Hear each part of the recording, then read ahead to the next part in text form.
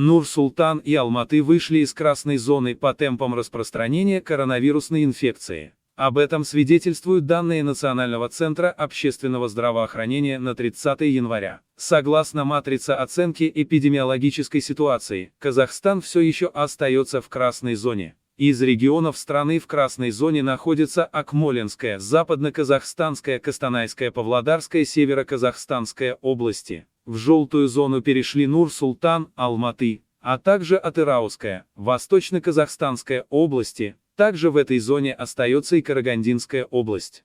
В зеленой зоне находятся все остальные регионы. Отметим, от того, в какой зоне находится регион, зависит уровень строгости карантинных ограничений. Как ранее сообщили в Минздраве, за прошедшие сутки в Казахстане выявили 1370 заразившихся коронавирусом. Наибольшее количество заболевших по-прежнему регистрируют в Павлодарской области. В связи с этим накануне главный врач региона принял решение усилить ограничительные меры.